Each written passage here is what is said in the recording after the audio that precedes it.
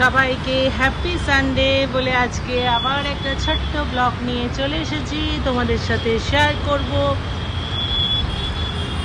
দেখো কি ওয়েদার হয়ে রয়েছে আমাদের এখানে, কিন্তু সেরকম ভাবে বৃষ্টি এখনো অবধি, বর্ষা কিন্তু ঢোকেনি এখনো অবধি। মাছগুলো দিয়ে দিয়েছি এই কারণেই যে এরপরে আমি এখানে একটু গ্রেভিটাকে আরেকটু মানে তেলটা এত গরম হয়ে যাচ্ছিল বলে সাথে সাথে দেখো লাল হয়ে গেছে। আরে হ্যান্ডেলটা বেরিয়ে গেছে তো আর কি করা যাবে, ওটাকে ফেলে দেবো। ওটা ওই রকম ওইটারও রয়েছে বড় হাতার, ওটারও। লাইফ অন রিলস থেকে আমি রীতা শর্মা চলে এসেছি তোমাদের সাথে একটা ব্লগ শেয়ার করতে। পেছনে দেখো কি ওয়েদার হয়ে রয়েছে, অপূর্ব। সানডে, তার জন্য আজকে একটু হাতে সময় পেয়েছি, তাই ভাবলাম একটা ছোট্ট করে ব্লগ তোমাদের সাথে শেয়ার করি। আর যেহেতু আজকে রোদ ওঠেনি, মানে এখানে প্রচণ্ড গরম, বৃষ্টি নেই এখন অবধি। এখানে স্কুলে ছেলে মেয়েদের এই টাইমে সামার ভ্যাকেশন হয়। আমিও অনেক কিছু জানি না, আস্তে আস্তে করে জানছি এত বছর থেকেও। তো অন্যান্য জায়গায় যেরকম ওয়েস্ট বেঙ্গল এইসব সাইডে বৃষ্টি চলে এসছে, মানে বর্ষা ঢুকে গেছে অলরেডি। আমাদের এখানে বর্ষা আসেনি, তাই ইলিশ মাছও আমরা এখনো খেতে পারিনি, কারণ বাজারে ইলিশ মাছের চাহিদা একদম নেই। দেখো ওয়েদারটা দেখো, তোমরা ওয়েদার দেখো কি হয়ে রয়েছে, এত সুন্দর। তো যাই হোক, আজকে একটু লেট করে নিচে যাব।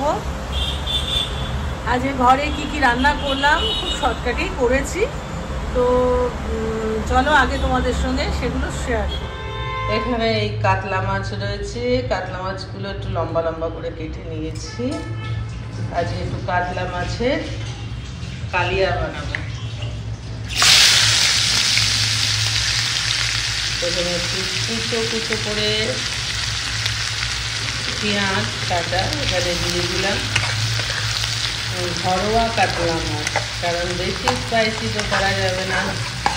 আমার ঘরে একজন বৃদ্ধা রয়েছেন, এটা মাছের ভাজার ইয়েগুলো পড়েছে। আচ্ছা, এখানে বেশ অনেকটাই পেঁয়াজ কুচি দিয়ে দিয়েছি, তার সাথে সাথে আমি টমেটোটা দিতে থাকছি।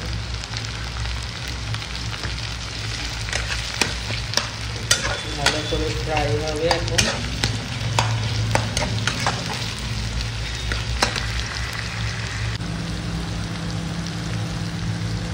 হলুদ দিয়ে দিয়েছি, এখানে জিরা পাউডার দিয়েছি, আর দিয়ে দিয়েছি পরিমাণ মতো লবণ।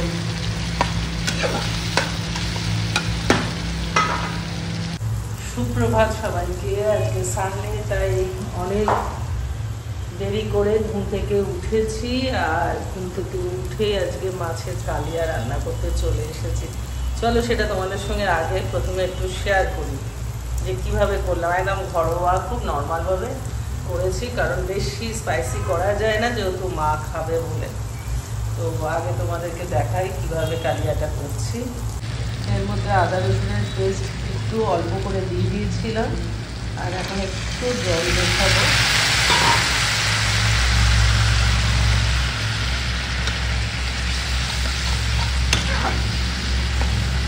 পেঁয়াজগুলো তাড়াতাড়ি, এটাতে বাটা মশলা দিলে সবচেয়ে ভালো হয় গ্রেভিটা।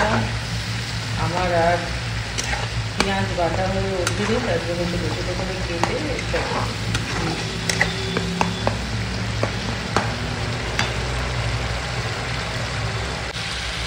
আচ্ছা, এখানে আমি সামান্য একটু জল দিয়ে ভালোভাবে এটাকে, পেঁয়াজটা যাতে নরম হয় সেই রকমভাবে দিয়ে দিয়েছিলাম। এবার আমি মাছগুলো এখনই এখানে দিয়ে দিই।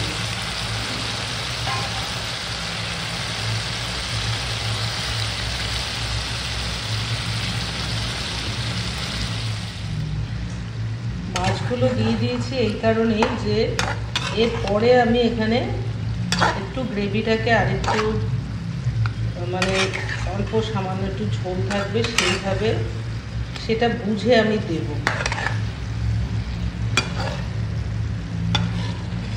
কারণ এখানে বেশি গ্রেভি মানে এক গাদা ঝোল আমি করব না, সেই কারণে আগে মাছগুলো দিয়ে এই মশলাটার সাথে একটুখানি ভালোভাবে মিশুক।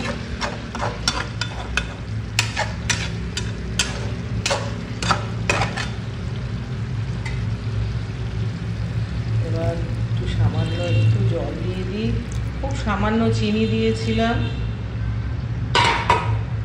আজকে যেই জিনিসটা নেই, যেই জিনিসটা আমি খুব মিস করছি কাতলা মাছ বা মাছের ঝোল বানাতে গেলে খুব প্রয়োজন পড়ে, খুব ভালো লাগে, সেটা হচ্ছে ধনিয়া পাতা। ধনিয়া পাতা এখন আমাদের এই মার্কেটে, মানে এই আমাদের যে ছোট মার্কেট আছে সেখানে আপাতত আনছে না, বেশি দাম বলে। যাই হোক, ধনেপাতা ছাড়াই এখন এটা বানিয়ে নিচ্ছি। এই দেখো, এখান থেকে এই পেঁয়াজের থেকে আরও একটু জল বেরোবে। এটা আপাতত হয়ে যায়, পরে আবার দেখাচ্ছি তোমাদের। এখন এখানে একটা কড়াই বসিয়ে নিয়েছি আর এখানে বেশ অনেকটা তেল দেব। অনেকটা তেল দেবো এই কারণেই, কারণ একটা খুব ভালো জিনিস আজকে ফ্রাই করব। এই রবিবার ছাড়া এগুলো হয় না। এটা দেখতে পাচ্ছ, এটা হচ্ছে মাছের ডিমের বড়া বানাবো। এখানে পেঁয়াজ কুচি, কাঁচা লঙ্কা কুচি দিয়ে এটাকে আগে ভালো করে মাখবো। এর উপরে অবশ্যই উপরে আমি একটু ময়দা একটু মেখে নেব।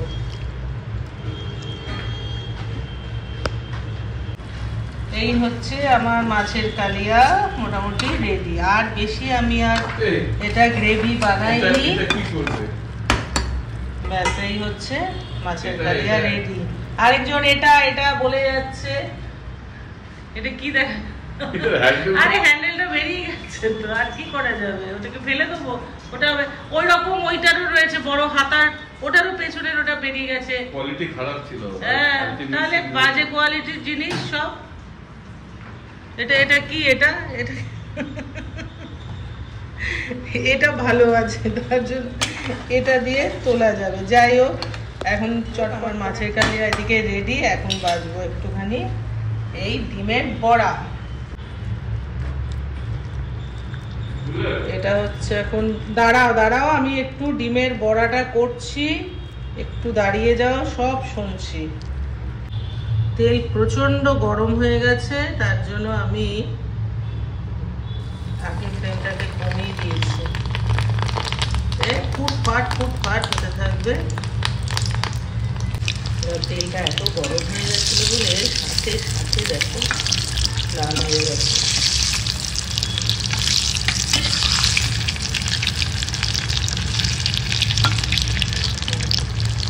ডিমের বড়া আমার প্রচন্ড একটা প্রিয় খাবার। যাই হোক, আস্তে আস্তে করে এই বড়াগুলো এবার আমি একটু ভেজে তুলে রাখি। হয়ে গেছে, আপাতত এখন 3-4টেই ভাজলাম। এই হচ্ছে আমার ডিমের বড়া। এটা এখন রাতের জন্য আমি একটু আলুর দমের মতন করে রাখছি।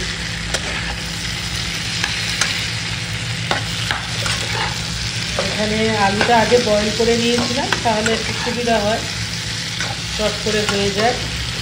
এটা একেবারে এখন করে রেখে দেবো, যাতে আর রাত্রেবেলাতে আর আমাকে ঘরের রান্নাটা না করতে হয়। তাছাড়া এমনি চিকেন টিকেন আছে, আপাতত এটা করে রাখছি। রাতে যদি রুটি খায় তো রুটির সাথে হয়ে যাবে। অল্প করে একটু, এটা যেহেতু মানে একটু কাঁচা লঙ্কা ছড়িয়ে দিলাম এখানে। মোটামুটি মাখা মাখা একটা আলুর দম, আলুর সবজি, যাই হোক আমার হয়ে গেল।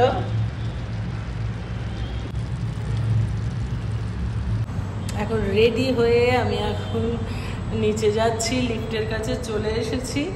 তো আজকে এই ছোট্ট একটা ব্লগ তোমাদের সাথে শেয়ার করলাম। কীরকম লাগলো অবশ্যই কমেন্টে জানিও। আর যারা নতুন দেখছো প্লিজ আমার চ্যানেলটাকে সাবস্ক্রাইব করে দিও। খুব ছোট ছোট ব্লগগুলো নিয়ে আসে, তোমাদের কীরকম লাগছে যদি মনে হয় তাহলে একটু কমেন্টসে জানিও। চলো, অন্য আরেকদিন আবার দেখা হবে তোমাদের সাথে খুব তাড়াতাড়ি। টাটা।